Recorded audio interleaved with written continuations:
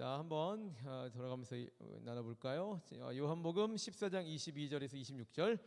자, 제가 먼저 22절 보겠습니다. 큰 소리로 한번 왔다 갔다 하는 거예요. 가룟인 아닌 유다가 이거 좀 울린다.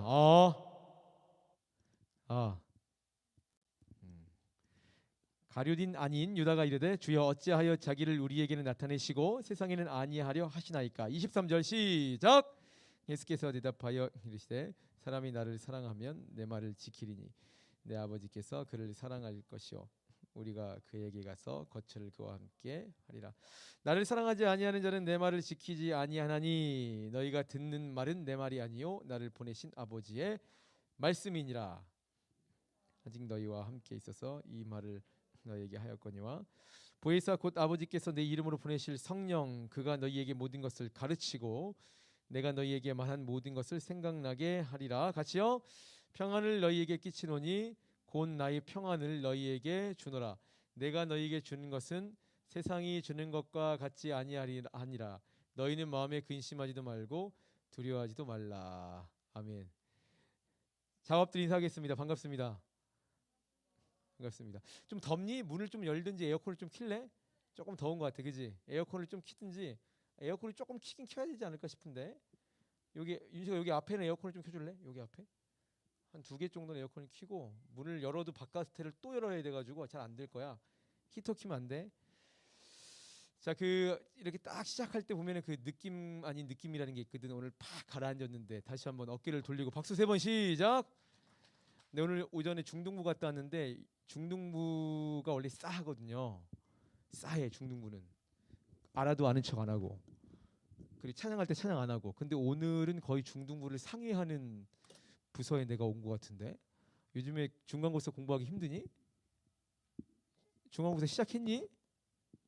너네 나랑 지금 싸우자고 왔니? 나 벽에다 대고 얘기하는 것 같은데 오늘. 큰일 났는데. 제가 좀 오늘 분주한 일이 갑자기 생겨가지고 의자가 없어졌다는 거야. 그래서 어찌할 바를 몰라 했어요. 제가 이거 어떡하지? 그러면서 조금씩 이제 약간 화도 조금 나고 왜 이걸 다 가져가가지고 오늘 예배 드리긴 해줘야 될 텐데 제가 사실 이거보다 훨씬 더 없을 줄 알았거든요. 지금도 조금 없어요. 비어 있긴 하네 앞에서 보니까. 그런데 제가 와서 찬양을 하면서 그런 생각을 했어요. 나조차 내가 목사라고 가르치고 여러분에게 얘기하잖아. 그리고 한 번은 감정을 통제하라고도 막 가르치고 얘기하기도 했잖아요. 내가 잘 안 되더라고. 갑자기 막 왜 우리 청년들 어리다고 뭐야 이거 막 이런 생각도 막 들고 그거 하나 나 참 역시 우리는 사람은 어쩔 수 없나 보다. 그죠? 오늘 거룩하다가도 내일 돌아서면 죄 짓고 사는 게 나이구나라는 생각 하나 했고 또 하나는 굉장히 좀 그런 나의 바닥을 보면서 여러분의 성장이 같이 보였어요. 와 보니까 수연이가 그 기도 제목 기도를 인도하더라고요. 그죠? 그 사실 4개인데 2개씩 하나로 하려고 그랬거든. 근데 4개 다 하느라고 고생했다. 하나님께 영광. 수연이 고생했다. 박수 한번 쳐주세요. 너무. 근데 이제 제가 없을 때 알아서 이렇게 예배를 인도해 줄 수 있는 성장을 봤어요. 제가 우리 수연이가 오늘 설교를 많이 내가 준비를 못 해가지고 지금 설교 분량 뽑는 거야. 수연이가 처음에는 이제 작년까지 재작년까지만 해도 사실 작년 한지 얼마 안 됐잖아요. 재작년까지만 해도 이제 간사님께서 인도하시고 이제 어른 30대 간사님이 인도하고 한 번도 우리 아이들이 인도한 적이 없거든요. 그러니까 작년 처음으로 수연이 우리 3대 역사상 처음으로 1청년 함대 아이가 인도를 하기 시작했고 금요철에 서면서 벌벌 떨었거든. 근데 이제는 1년 조금 지났는데 이렇게 성장해가지고 목사 없을 때 목사 막 이러고 있을 때 앞에서 기도에 인도하는 게 참 대단하다라는 생각을 너무 많이 했어요. 니들이 나보다 낫다. 또 하나는 우리 현서 어디 있죠? 네, 휴가 나왔습니다. 환영의 박수 하겠습니다. 휴가를 나왔는데 우리 현서가 미안해 자꾸 개인 얘기해가지고 우리 현서가 원래 처음에 드럼을 꾹꾹 눌러 친다고 많이 혼났거든요. 근데 오늘은 현서가 드럼을 치는데 이러고 치는 거야. 너무 가볍게. 그쵸?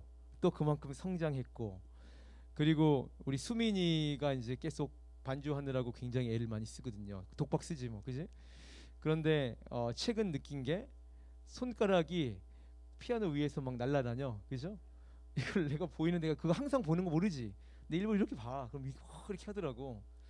근데 그런 것들을 보면서 역시 하나님께서는 우리의 사역과 우리의 어떤 일들은 조금 없어 보이기도 하고 때로는 잘 돼 보이고 잘 돼 보일 때도 있지만 하나님의 사역은 실패하지 않는다라는 생각을 하게 됐습니다. 자, 중간고사 기간이 다가오는데 여러분 공부 좀 잘 되고 있나요? 아니면 직장인들 꽃피는 봄에 봄 타서 또 마음이 싱숭생숭하진 않은지 모르겠네요.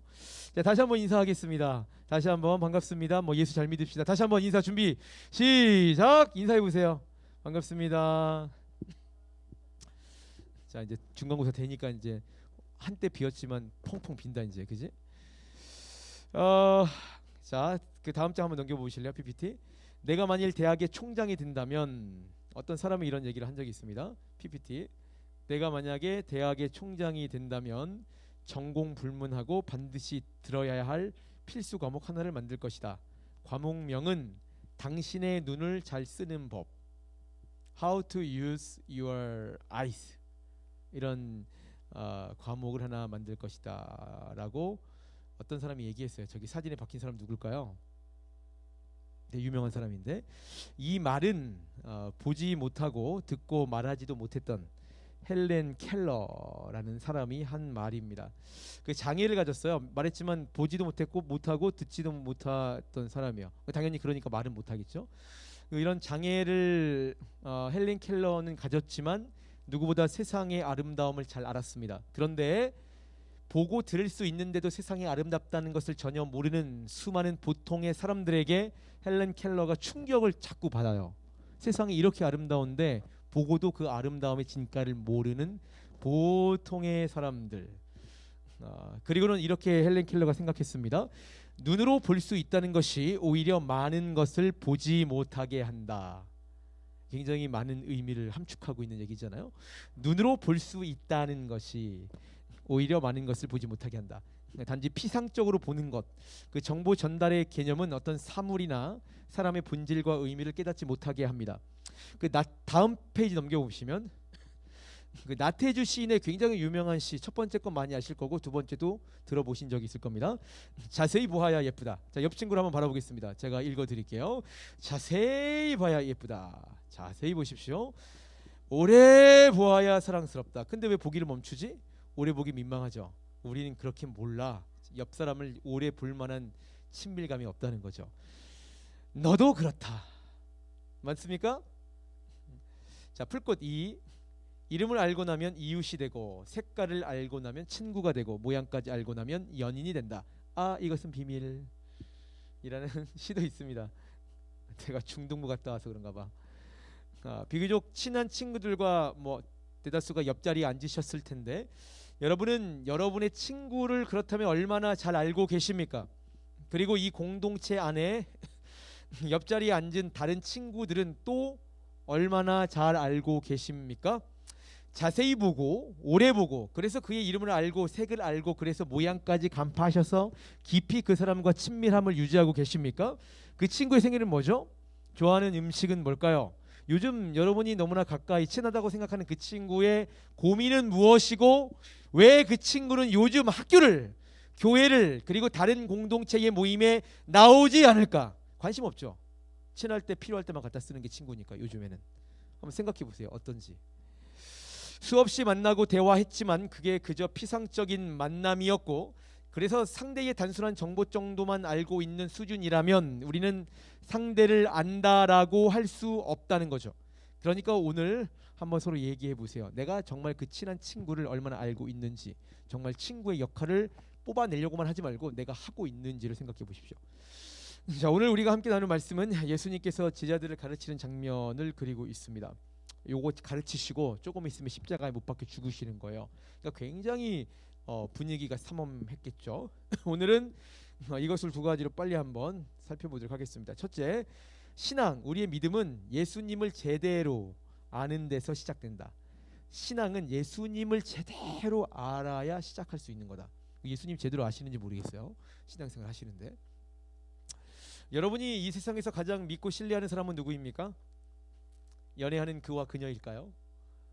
어때요? 제일 믿고 신뢰하는 그 사람의 얼굴을 떠올려 보십시오. 그 연인의 얼굴일까? 그놈과 그녀의 얼굴이 떠오르시나요? 그런데 저는 묻습니다. 20대 그 상대를 신뢰하고 연애하시는 여러분들, 과연 그럴까? 과연 그럴까요?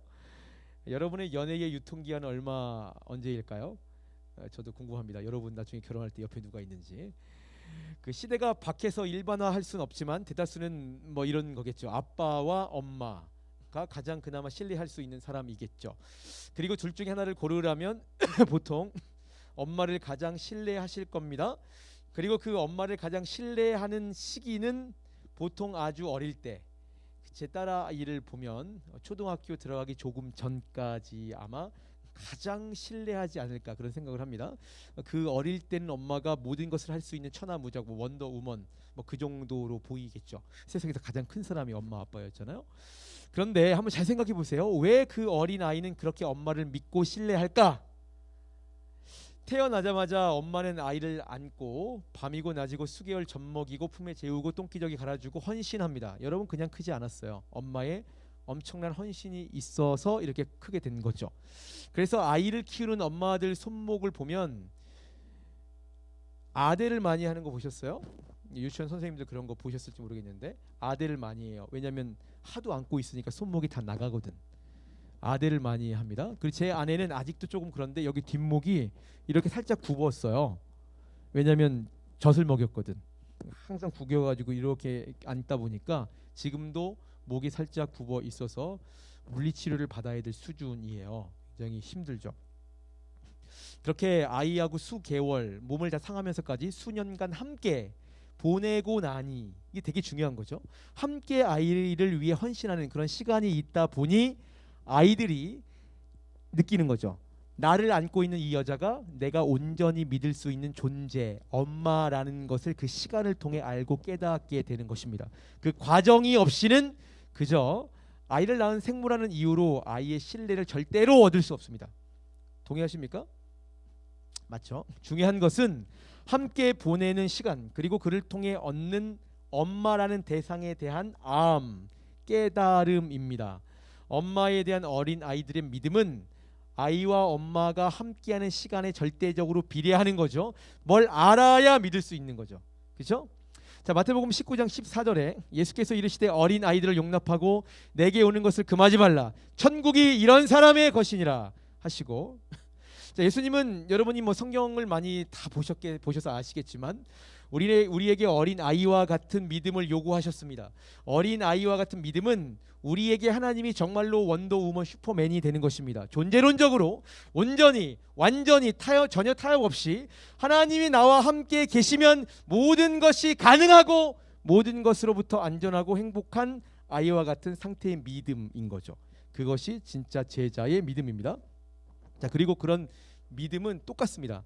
어린아이가 엄마와 수없는 시간을 함께 보내고 그 시간들을 통해 엄마를 신뢰할 수 있듯이 우리 역시 예수님과 깊고 넓은 교제를 아주 오랜 시간 하고 그 과정을 통해서 예수님이 지금 무슨 생각을 하고 어떤 것을 내게 원하시는지, 그리고 실제로 그분이 나를 먹이시고 입히시는 놀라운 은혜를 경험한 사람들만 비로소 하나님께서 내 엄마가 되는 그런 신뢰의 관계가 형성되는 거죠. 그런 시간이 있어야만 신뢰가 쌓여서 결국 믿음이라는 게 생기는 것입니다. 자, 오늘 본문을 보시겠습니다. 23, 24절 한번 앞에 띄워주세요. 예수께서 대답하여 이르시되 사람이 나를 사랑하면, 그러니까 나를 믿으면 내 말을 지키리니 내 아버지께서 그를 사랑하실 것이요 우리가 그에게 가서 거처를 그와 함께하리라. 나를 사랑하지 아니하는 자는 내 말을 지키지 아니하나니 너희가 듣는 말은 내 말이 아니요 나를 보내신 아버지의 말씀이니라. 예수님께서 나를 사랑하면 내 말을 지키는 제자가 될 수 있다라고 말씀하십니다. 여기서 사랑하면이라는 말은 믿으면이라고 바꿔도 무방할 것 같은데, 예수를 믿으면, 예수를 신뢰하면 우리는 비로소 예수님의 말을 지킬 수 있다라는 얘기예요. 자, 그렇다면 사랑하는 청년 여러분, 여러분에게 묻겠습니다. 여러분은 예수님을 믿고 신뢰하고 그래서 사랑하십니까? 그래서 예수님의 말씀을 지킬 수밖에 없는 제자들로 살고 계십니까? 이 말은 무슨 얘기냐면 여러분이 예수님과 평소, 그리고 그 평소와 평소가 쌓여 아주 오랜 시간 얼마나 깊이 교제하고, 그래서 얼마만큼 예수님이 어떤 분인지 너무나도 잘 알고 있나요? 라는 질문과 똑같은 얘기입니다.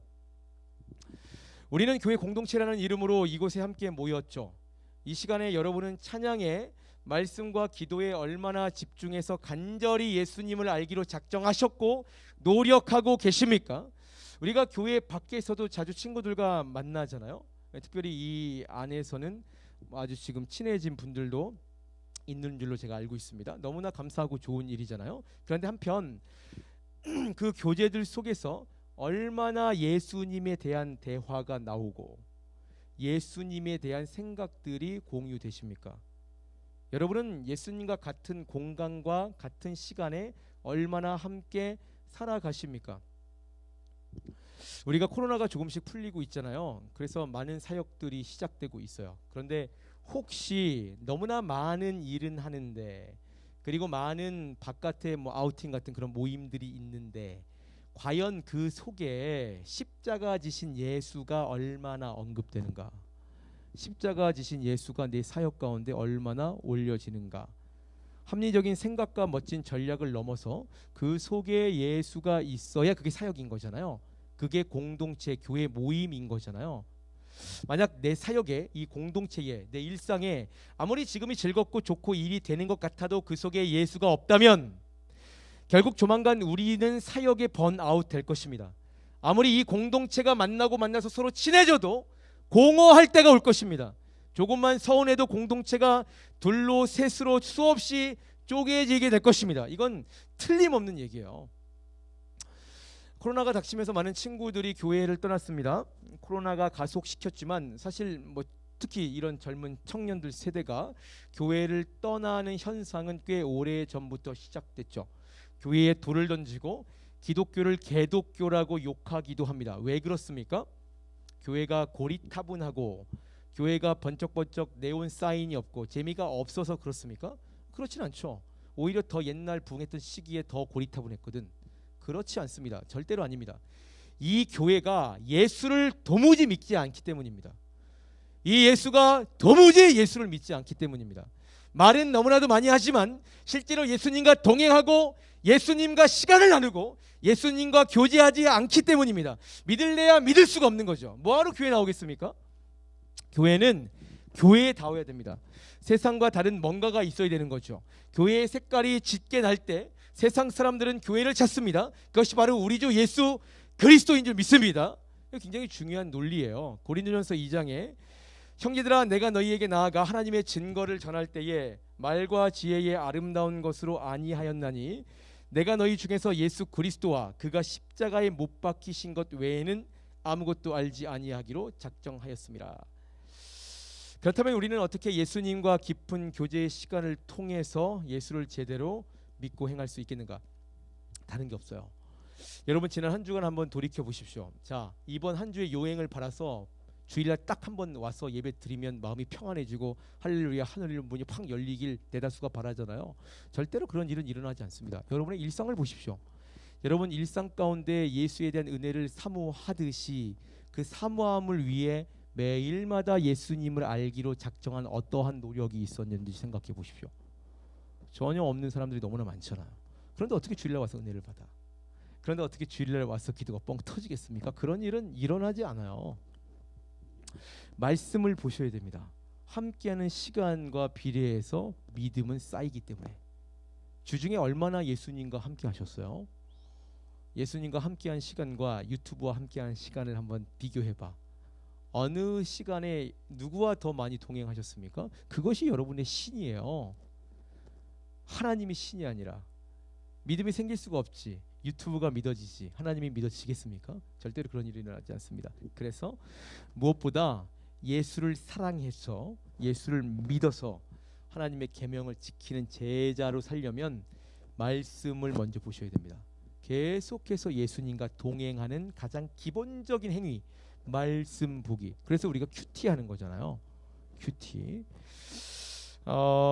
그 말씀에 집중하는 게 굉장히 중요하고, 그리고 저는 어쩌면 말씀보다 더 강조하고 싶을 때도 있는데 기도하셔야 됩니다. 기도하셔야 돼요. 하나님과 얼마나 많이 대화하십니까? 하나님과 얼마나 많이 하나님의 말씀을 듣고 하나님과 대화하십니까? 여러분은 기도하십니까? 생각해 보셔야 돼요. 마태복음 26장에 시험에 들지 않게 깨어 기도하라. 마음에는 원이로되 육신이 약하도다 하시고, 기도가 하지 않으면 우리는 약해서 시험에 들 수밖에 없다라는 얘기예요. 그 시험에 든 마음으로 예배에 나오면 은혜가 안 되죠. 시험 든 마음으로 회의하면 선한 것이 나올 수가 없죠. 그래서 임원들도 제가 그런 얘기 아주 예전에 했지만, 기도 많이 하지 않은 사람은 의견을 내면 안 돼. 이상한 거 자꾸 나오거든. 저도 마찬가지고, 기도를 하지 않는 사람이 어떻게 하나님의 선한 일을 행하겠어. 그렇죠? 여러분 일주일을 돌아보시는 게 참 좋을 것 같습니다. 얼마만큼 그렇다면 성경 보고 얼마나 기도해야 될까? 어린 아이가 엄마를 충분히 신뢰할 수 있게 되기까지만큼 하셔야 됩니다. 죽도록 24시간 하셔야 된다는 거예요. 그래야 예수님이 나의 엄마, 믿을 수 있는 분이 되는 거겠죠. 자, 사랑하는 청년 여러분, 기억하십시오. 예수님을 믿고 내가 제자로 살고, 그래서 이 교회가 교회다워지려면 예수님과 깊은 시간을 함께 누리셔야 됩니다. 그 시작과 과정과 끝은 말씀과 기도, 기도와 말씀. 죽어라 얘기해도 안 듣지만 한 번 더 외칩니다. 말씀과 기도, 기도와 말씀이 있을 때 여러분은 예수님을 믿고 신뢰할 수 있는 제자가 될 수 있습니다. 자, 두 번째, 성령께서 알게 하십니다. 성령께서, 그 말씀과 기도 아무리 하려고 해도 잘 안 되죠. 근데 성령께서 하실 수 있습니다. 자, 엊그제 몇 아이들과 수련회 답사를 다녀왔는데, 오는 길에 제가, 여러분 한번 대답해 보세요. 제가 오는 길에 아이들에게 물었어요. 교회는 뭐 하는 곳일까요? 한번 대답해 보시죠. 오랜만에 나온 소정아, 안소정아, 교회는 뭐 하는 곳일까? I don't know. 모르지. 교회는 뭐 하는 것일까? 호경아, 교회는 뭐 하는 곳일까요?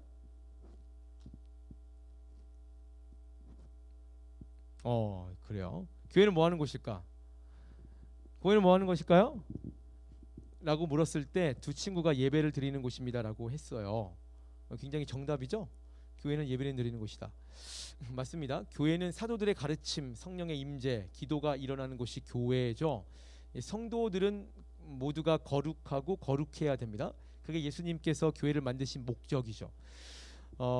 그런데 그렇다면 여러분은 어떠십니까? 그렇기도 하고 때로는 그렇지 않기도 하고, 사실은 그렇지 않을 때가 적지 않은 게 현실이잖아요. 거룩할 것 같다가도 거룩하지 않은 게 우리 현 주소죠. 그래서 저는 최근 교회를 다른 프레임으로 보기 시작했습니다. 지금 제게 교회가 뭐냐고 물으신다면 그냥 놀이터라고 해요. 놀이터. 조금 더 풀어서 설명하자면 죄인과 죄인들이 만나서 함께 노는 곳이 교회죠. 놀이터는 그 철없는 아이들이 되게 철없을 때, 지금도 물론 가끔 그네는 저 혼자 탈 때도 있지만, 아주 철없는 아이들이 재밌게 놀다가 보면 서로 되게 막 싸운다. 방금까지 헤헤거리며 놀다가 그러다가 넘어지고 까져서 그리고 찢어지고, 그래서 오늘 열이 모여 즐겁다가도 내일 아무도 오지 않을 수 있는 곳이 놀이터입니다. 그죠? 그런데 또 조금 지나면 언제든 또한 다시 찾아와서 언제 그랬냐는 듯이 너무나 재밌게 놀 수 있는 것이 또한 놀이터죠. 여기서 중요한 것은 우리는 어쩔 수 없는 죄인이라는 것이고, 또 하나는 그 죄인들도 거룩은 못해도 서로 재밌게는 놀 수 있다는 거예요. 그렇게 재밌게 놀다 보면 뭐 사회성이 길러지고 어느새 성장해서 세상으로 나아가는 거죠. 제가 이제 오전에 중등부에 갔다 왔다 그랬잖아요. 중등부 아이들 나이가 14, 15, 16세인데 제가 가끔 얘기했지만 얼마 전에 초청에 왔던 그 드럼 치는 애가 중등부 1학년이었다 그랬잖아. 작년에. 지금 신입생들은 잘 모르죠.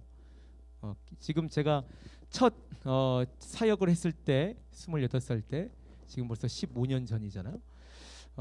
그 차장팀 리더가 지금 31살이 됐어요. 그래서 걔네들은 지금 나보면 전도사님이라 그래. 전도사 때가 편해가지고, 여러분보다 나이가 확 많잖아. 걔네는 첫 제자야. 그 아이들 그리고 드럼 치는 그 청년들 보면 어린 아이였죠. 중학교 아이들 되게 못했어. 내가 그때는 잘한다 했지만 근데 진짜 못했거든. 근데 시간이 지나면서 그 아이들이 항상 교회를 잘 나오진 않았거든요. 교회도 빠지고 속도 상하게 하고 지들끼리 싸워서 또 나가고 또 지들끼리 연애도 하고 그러다가 어느새 31세가 돼가지고 다 이제 사회인이 돼서 막 잘하고 있는 거예요. 교회는 그걸 놀이터가 돼서 기다려주는 거지. 크라고. 우리는 죄인들이에요. 그래서 여러분 옆에 앞에 보십시오.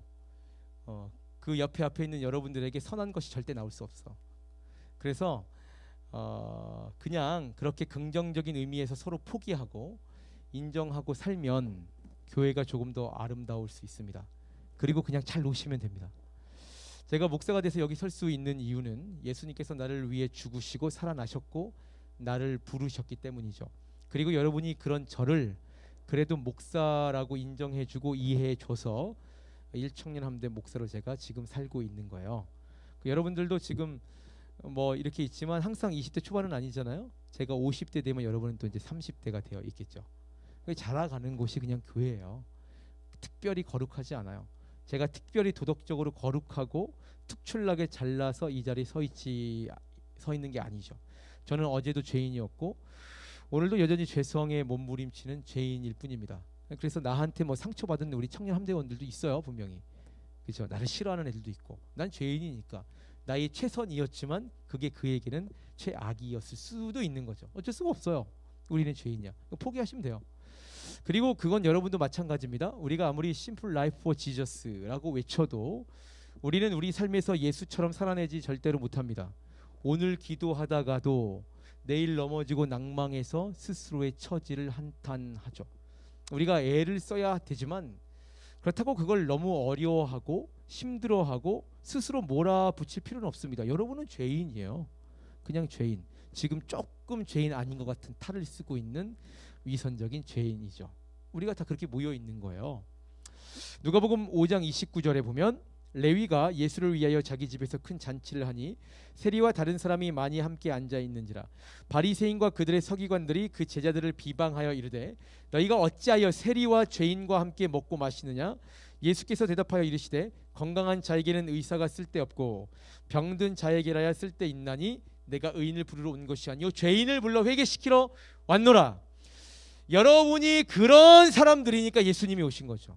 아무리 얘기해도 예수를 믿지 않는 사람, 오늘 기도하다가도 내일 가면 죄 짓는 사람들, 내가 안 되니까 예수님께서 오셨다라는 것을 받아들이셔야 합니다.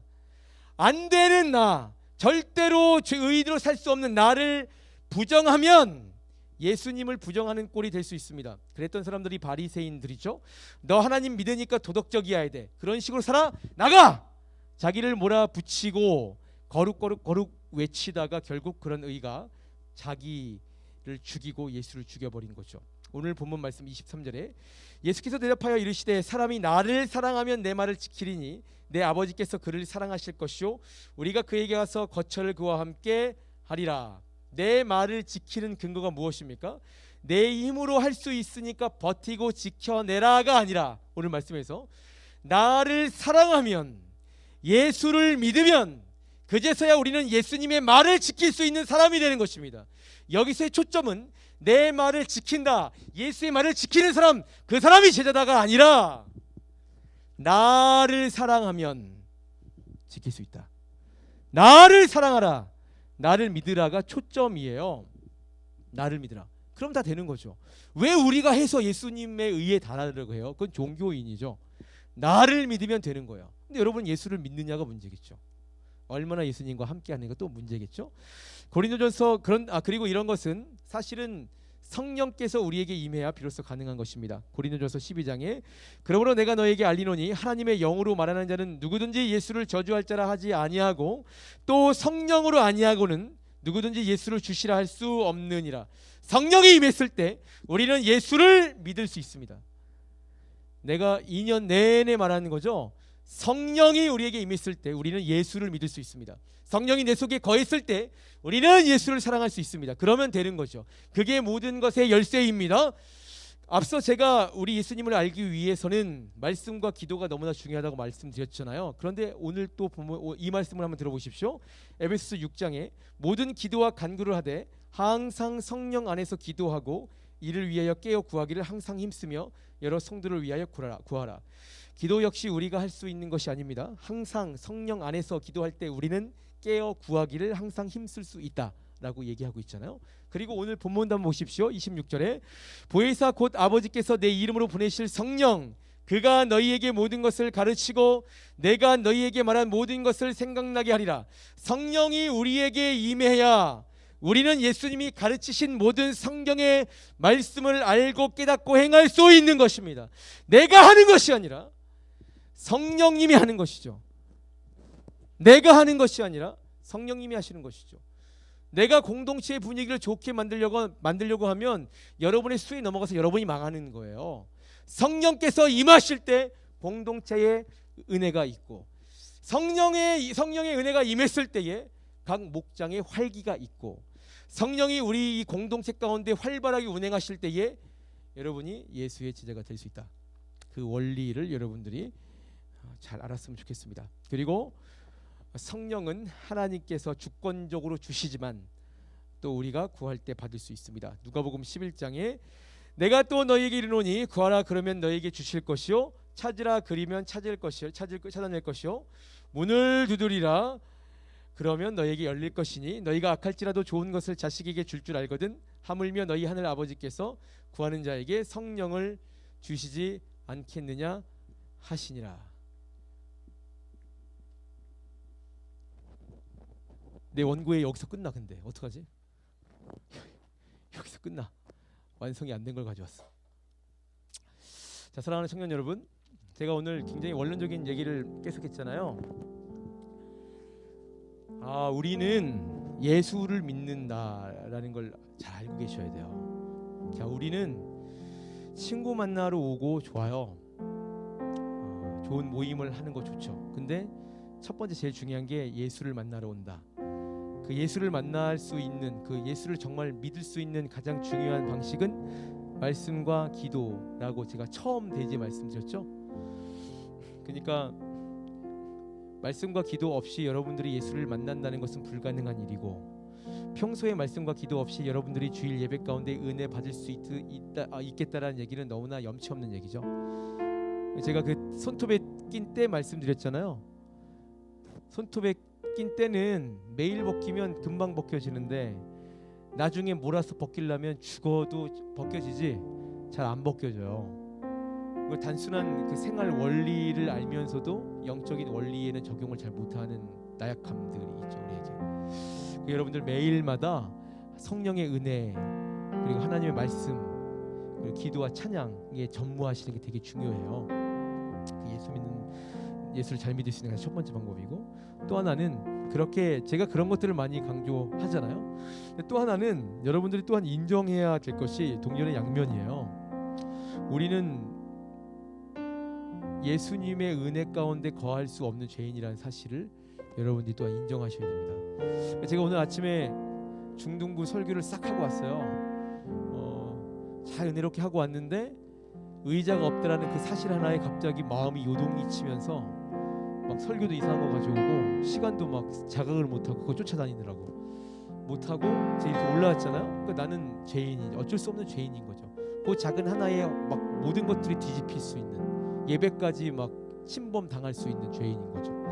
근데 그런 것들은 우리가 개선하고 고쳐야 될 것이지만 그런 것들이 또한 인정될 때 신앙과 은혜는 시작될 수 있습니다. 여러분들이 그걸 아셔야 돼요. 나는 어쩔 수 없는 죄인이야. 그걸 인정하시고 그렇기 때문에 우리는 하나님께 매달릴 수밖에 없는 거죠. 그렇기 때문에 성령의 역사가 필요한 거고요. 자, 오늘 그 얘기를 해드렸습니다. 그리고 우리 청년 여러분께서 아무쪼록 그래서 정말로 이 마지막 시대에 하나님께서는 많은 사람들을 가지고 일하신 적이 없습니다. 적은 사람들을 가지고 일하셨고 그 적은 사람들을 가지고 하나님의 역사를 유지해 오셨잖아요. 여러분들 그런 은혜가 그리고 하나님에 대한 간절한 기대와 소망이 있기를 축원하며 자, 우리 한번 찬양했으면 좋겠습니다.